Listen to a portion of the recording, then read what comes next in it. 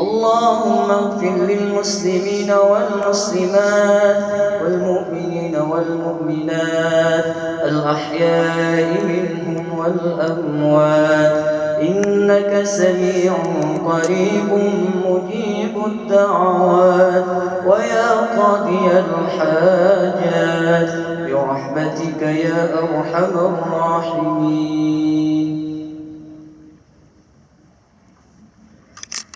السلام عليكم ورحمة الله وبركاته. الله أكبر الله أكبر الله أكبر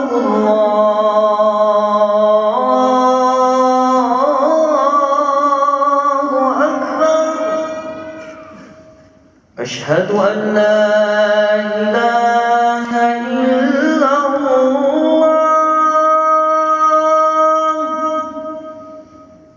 أشهد أن لا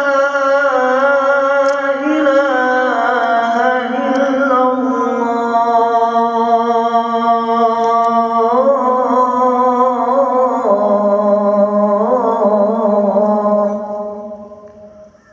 أشهد أن محمدًا رسول الله.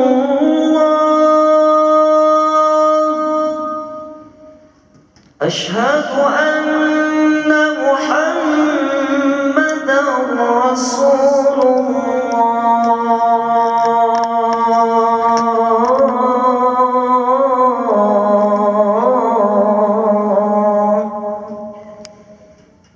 حي على الصلاة حي على الصلاة.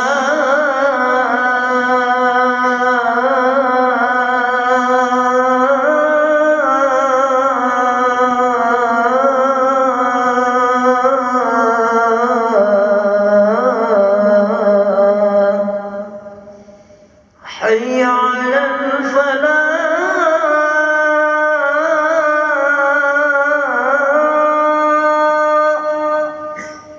حي على الفلاح.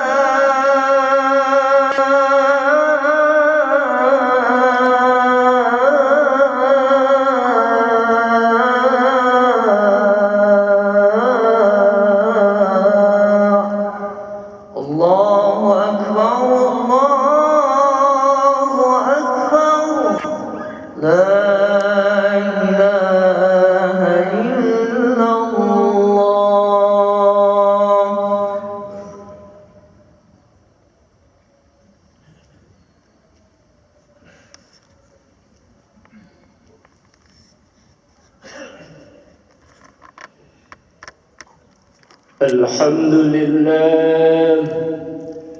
الحمد لله الذي هدانا سبل السلام وأفهمنا بشريعة النبي الكريم. أشهد أن لا إله إلا الله وحده لا شريك له الملك الحق المبين. وأشهد أن سيدنا ونبينا محمدًا عبده ورسوله صادق الوعد الأمين.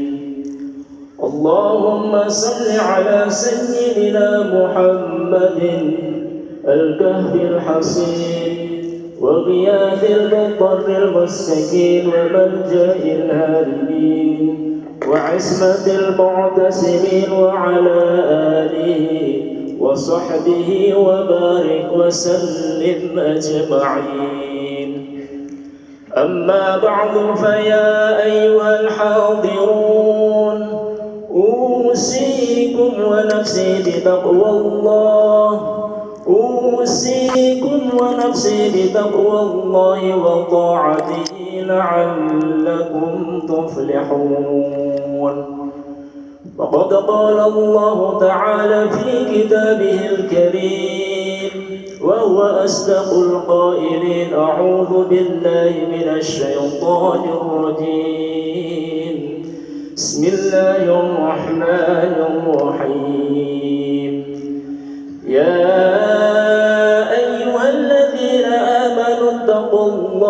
وقولوا قولا سديدا يصلح لكم أعمالكم ويغفر لكم ذنوبكم ومن يطع الله ورسوله فقد فاز فوزا عظيما.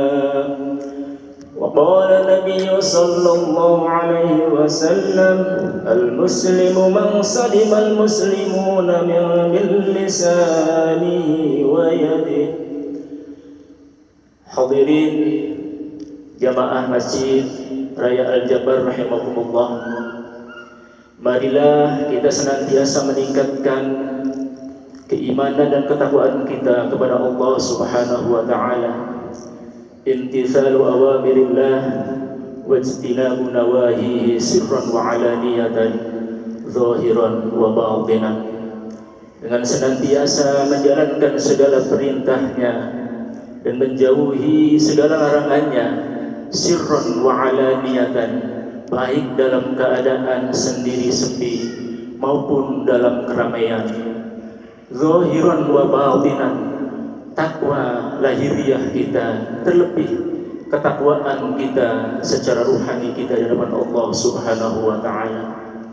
Mudah-mudahan kita senantiasa dari Jumat ke Jumat kita diingatkan kembali untuk senantiasa berbekal diri dengan ketakwaan yang paripurna untuk bekal kita di dunia dan di akhirat kelak. Ketakwaan yang oleh Sayyidina Ali karramallahu wajhah dicirikan 4 hal, yaitu al-khawfu minal jalil. Kita senantiasa khauf kepada Allah Subhanahu wa taala karena kita merasa senantiasa berada di hadapan Allah Subhanahu wa taala, diawasi oleh Allah Subhanahu wa taala. Yang kedua adalah wal amalu bitanzil, senantiasa beramal dengan apa yang sudah diturunkan oleh Allah Subhanahu wa taala, yaitu Al-Qur'anul Karim beserta sunnah Rasulullah sallallahu alaihi wasallam. Hadirin, yang ketiga menurut Sayyidina Ali, ketakwaan yang ingin kita terus tingkatkan adalah waridha bil qalil, senantiasa kita ridha terhadap berbagai ketetapan-ketetapan Allah yang sudah diberikan kepada kita ketika kita sudah berikhtiar secara maksimal. Tapi kemudian ketika Allah sudah menetapkan sesuatu, maka ciri orang yang bertakwa adalah ridha terhadap berbagai ketetapan Allah Subhanahu wa taala. Yang keempat, ketakwaan yang ingin terus kita tingkatkan adalah wal isti'dadu liyaumir rahil, yaitu kita senantiasa bersiap-siap untuk berbekal diri terhadap apa, yaitu ketika kita dipanggil oleh Allah Subhanahu wa taala. Hadirin rahimakumullah, mudah-mudahan kita diingatkan kembali sekali lagi wasiat takwa ini terus memperbaharui, meningkatkan iman dan takwa kita dari Jumat ke Jumat. Amin ya Allah ya rabbal alamin. Hadirin rahimakumullah, ketakwaan yang ingin kita pegang saat ini, ingin kita tingkatkan, tentu pada saat ini begitu banyak tantangan yang kita hadapi. Semakin berat kita menghadapi kehidupan ini untuk terus secara istiqomah dalam ketakwaan kita kepada Allah Subhanahu wa taala.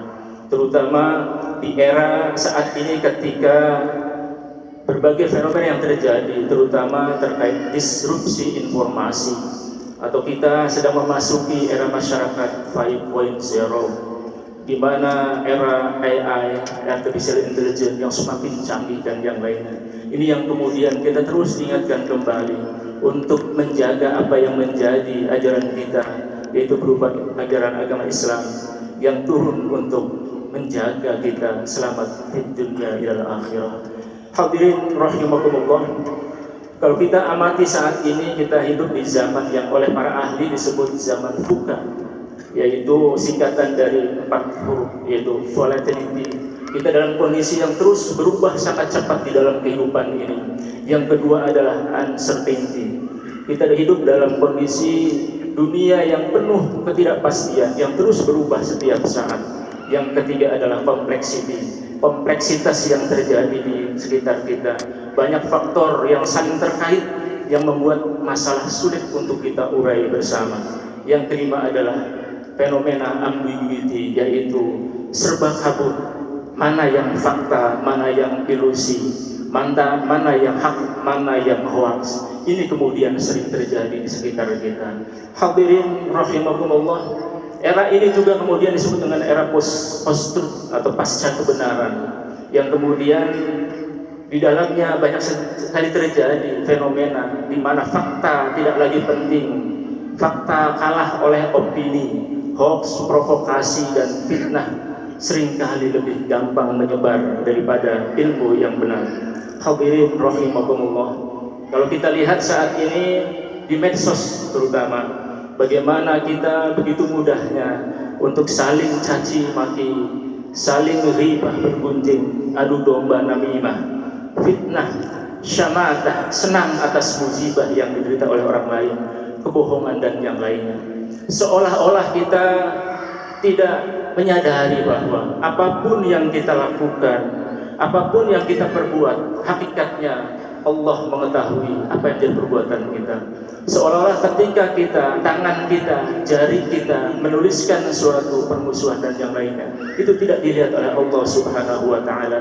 Inilah yang kemudian kita ingatkan kembali bahwa yang tadi al-khawf minal jalil itu bagian dari keinginan kita untuk senantiasa terus kita tingkatkan di dalam kehidupan ini.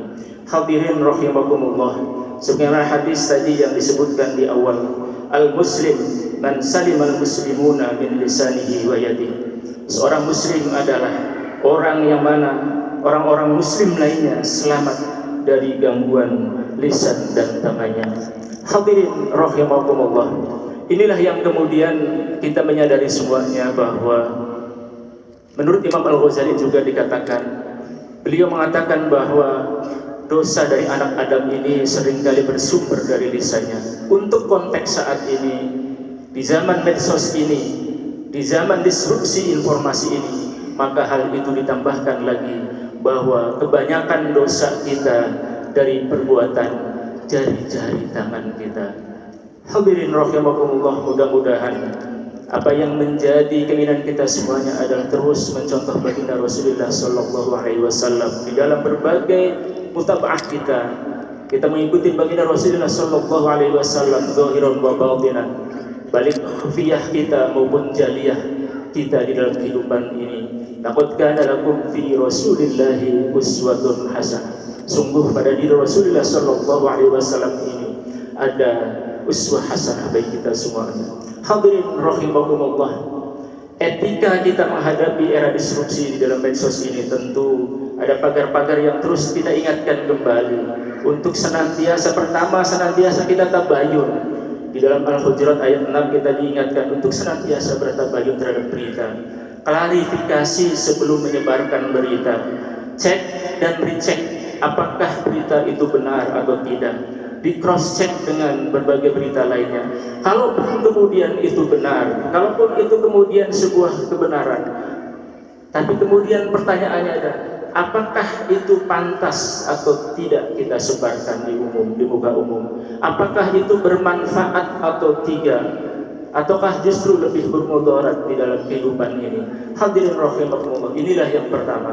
Yang kedua adalah berkatalah atau menulislah dengan sesuatu yang baik, atau kalau tidak berarti kita harus diam. Fal yaqul khairan aw liyasmut. Yang berikutnya adalah kita seringkali dalam konteks kekinian dipenuhi dengan bagaimana kita begitu mudahnya kita membuka aib saudara kita yang lainnya di media sosial. Seolah-olah akun anonim yang kita punyai ini tidak diketahui oleh Allah Subhanahu wa Ta'ala, padahal Allah Maha melihat apa yang kita lakukan. Wa man syatara musliman satarallahu fid dunya wal akhirah. Barang siapa yang menutupi aib seorang muslim, maka Allah akan menutup aibnya di dunia dan akhirat. Hadis riwayat Muslim. Hadirin rahimakumullah, tadi di awal khatib membacakan di pembukaan Al-Quran surat Al-Ahzab ayat 70 sampai 71. Ya ayyuhalladzina amanu taqullaha wa qulu qawlan sadida. Wahai orang-orang yang beriman, bertakwalah kepada Allah dan ucapkan perkataan yang benar. Yuslih lakum a'malakum wa yaghfir lakum dzunubakum. Niscaya Allah akan memperbaiki amal-amalanmu dan mengampuni dosa-dosamu. Wa may yuti'illaha wa rasulahu faqad faza fawzan 'azima. Dan barang siapa yang menaati Allah dan Rasulnya, maka sungguh dia berada pada kemenangan yang agung. Hadirin rahimakumullah, kata qaulan sadidan ini secara harfiah berarti adalah sha'iban mustaqiman, tepat atau lurus dengan benar. Di dalam tafsir Ibnu Katsir disebutkan qaulan sadidan itu adalah ay mustaqiman la iwaja fihi wala inhiraf, yaitu ucapan yang lurus, ucapan yang tidak bengkok dan tidak menyimpang. Dalam tafsir yang lain disebutkan wa qulu qaulan sadida itu adalah shawaban adlan, yaitu perkataan yang benar dan adil. Di dalam tafsir lainnya yaitu tafsir Al-Baghawi dikatakan qaulan sadidan adalah shadiqan hasanan muwafiqan lil haq, yaitu ucapan yang jujur, ucapan yang baik dan sesuai dengan kebenaran. Terakhir di tafsir Al-Qurtubi dikatakan as-sadid artinya al-mustaqim wa huwa mutakallamu bihi fi sawabin wa adlin, yaitu ucapan yang lurus, yaitu ucapan yang benar dan adil, serta dalam hal ini mencakup bebas dari dusta, bebas dari ghibah dan maksiat. Hadirin rahimakumullah, kita di dalam kehidupan ini sebagai umat Islam, tentu panutan kita adalah baginda Rasulullah sallallahu alaihi wasallam di dalam akhlak kita, di dalam berbagai hal. Allah memuji junjungan kita baginda Rasulullah sallallahu alaihi wasallam, betapa beliau mempunyai akhlak yang begitu mulia. Wa innaka la'ala khuluqin 'azim. Sayyidah Aisyah radhiyallahu anha ditanya ketika itu oleh para sahabat, bagaimana akhlak baginda Rasulullah sallallahu alaihi wasallam? Kana khuluquhul Quran. Sesungguhnya akhlak baginda Rasulullah sallallahu alaihi wasallam adalah Al-Qur'anul Karim. Hadirin rahimakumullah, di khutbah yang singkat ini kita akan mengambil banyak pelajaran terkait apa yang dicontohkan Al-Quran yang menjadi akhlak baginda Rasulullah sallallahu alaihi wasallam di dalam era disrupsi informasi ini, yaitu bagaimana kita yang pertama tadi qaulan sadidan, dan beberapa hal yang menjadi ajaran dari Al-Quranul Karim.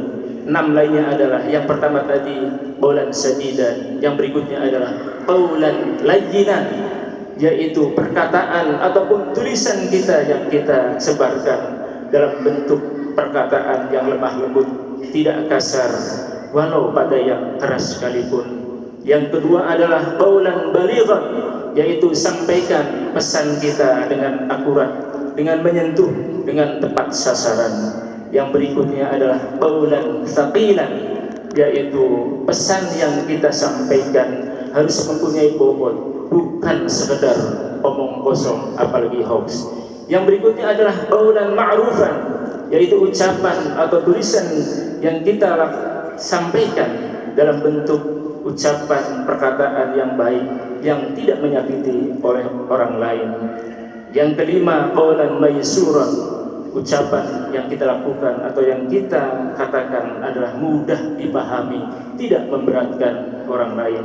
Yang terakhir, yang keenam, ditambah tadi sadidan jadi ketujuh, qaulan kariman, yaitu kita menghormati lawan bicara kita, sopan bermartabat di dalam ketika kita bermedia sosial. Hadirin rahimakumullah, mudah-mudahan sekali lagi kita diingatkan, kita kembali meniru apa yang menjadi akhlak baginda Rasulullah sallallahu alaihi wasallam untuk memperbaiki terutama jiwa kita, bersihkan jiwa kita, sehingga ketika jiwa kita bersih maka insya Allah perkataan, perbuatan dan yang lainnya insya Allah akan dituntun oleh tuntunan Al-Quranul Karim dan syariatnya baginda Rasulullah sallallahu alaihi wasallam. Qad aflaha man zakkaha wa qad khaba man dassaha. Sungguh beruntung orang yang mensucikan jiwanya dan sungguh merugi orang yang mengotorinya. Mudah-mudahan kita dari hari ke hari semakin bisa dekat kepada Allah Subhanahu wa taala, semakin bermanfaat bagi sesama, semakin meningkatkan kualitas spiritual kita dan juga kemampuan kita untuk senantiasa peduli terhadap yang lainnya. Barakallahu li wa lakum fil Qur'anil azim ونفعني وإياكم بما فيه من الآية والذكر الحكيم وتقبل الله منا ومنكم تلاوته إنه هو السميع العليم وقل رب اغفر وارحم وأنت خير الراحمين.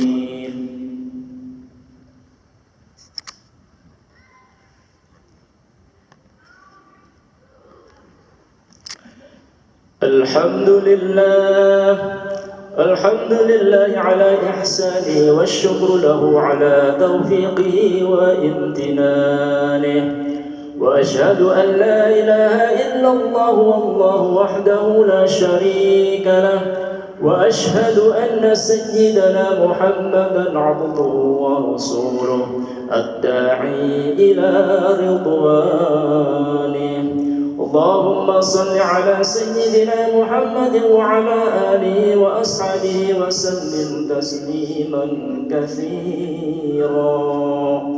أما بعد فيا أيها الناس اتقوا الله فيما أمر وانتهوا عما نهى واعلموا أن الله أمركم بأمر بدأ فيه بنفسه وثنى بملائكته بقدسه وقال تعالى إن الله وملائكته يصلون على النبي يا أيها الذين آمنوا صلوا عليه وسلموا تسليما. اللهم صل وسلم وبارك على سيدنا محمد وعلى آله وأصحابه وبارك وسلم أجمعين برحمتك يا أرحم الراحمين آمين يا رب العالمين.